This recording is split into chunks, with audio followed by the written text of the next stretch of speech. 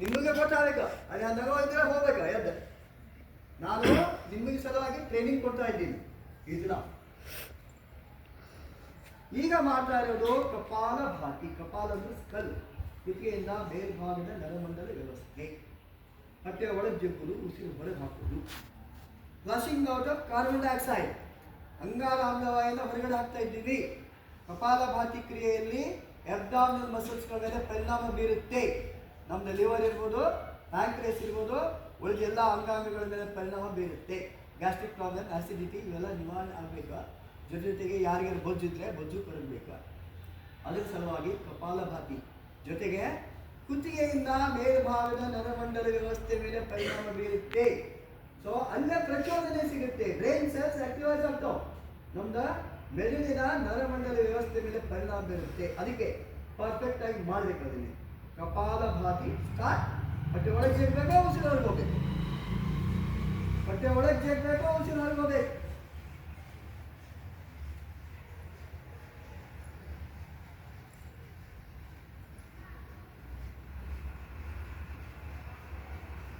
Stop. ಈಗ ಭಸ್ತ್ರಿಕಾ.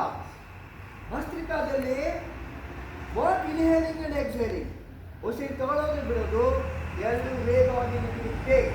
ಇಲ್ಲಿ ನಮ್ಮ ಚೆಸ್ಟ್ ಪೋರ್ಷನ್ ಉಪಯೋಗ ಮಾಡ್ತೀವಿ. ಎದೆ ಕ್ರಿಯೆ, ಎದೆ ಆಕುಂಚನ ಪ್ರಸರಣ ಆಗಬೇಕು.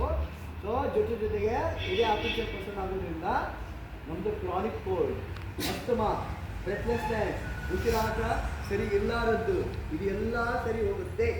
ಕೆಲವು ಸಲ ಸ್ನೋರಿಂಗ್ ಅಂತಾರೆ, ಗರ್ಜನೆ ಮಾಡ್ತಾ ಕೆಲವೊಂದು ನಿದ್ದೆ ಮಾಡ್ತಿರ್ತಾರೆ. ಆ ಗರ್ಜನೆ ಮಾಡೋದು ಕಡಿಮೆ ಆಗುತ್ತೆ. ಯಾಕೆ ಗರ್ಜನೆ ಮಾಡ್ತಾರೆ ಅಂದರೆ ಮೂಗಿನೊಳಗೆ ಬ್ಲಾಕ್ಸ್ ಇರುತ್ತೆ. ಅದಕ್ಕೆ ನಿದ್ದೆ ಅದು ಗರ್ಜನೆ ಮಾಡ್ತಾ ಬರಿಕೆ ಹೊಡಿತಾ ನಿದ್ದೆ ಆಗುತ್ತೆ. ಭಸ್ತ್ರಿಕಾ ಮಾಡೋದ್ರಿಂದ ಮೂಗಿನ ಹೊರಗಳ ಪ್ಯಾಸೇಜ್ ಓಪನ್ ಆಗುತ್ತೆ. ಅವಾಗ ಗರ್ಜನೆ ಮಾಡಬೇಕಂತ ನಿದ್ದೆ ಮಾಡೋದು ಬಂದಾಗುತ್ತೆ.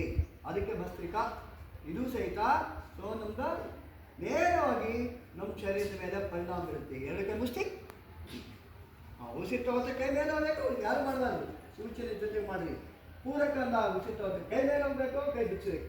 ರೇಚಕ ಅಂದಾಗ ಉಸಿರು ಬಿಡ್ತಾ ಕೈ ಕೆಳಗೆ ಕೊಡಬೇಕು. ಮುಷ್ಟಿ ಪೂರಕ, ಉಸಿರು ತಗೋಬೇಕು. ರೇಚಕ, ಪೂರಕ, ರೇಚಕ, ಪೂರಕ, ರೇಚಕ. ಉಸಿರಾಟ ಗೊತ್ತಾಗುತ್ತೋ. ಪೂರಕ, ರೇಚಕ, ಪೂರಕ, ರೇಚಕ, ಪೂರಕ, ರೇಚಕ. ರಿಲ್ಯಾಕ್ಸ್. ಅಲ್ಲಿ ನೋಡು ಲಾಸ್ಟ್ ಮತ್ತೆ ಹಂಗೆ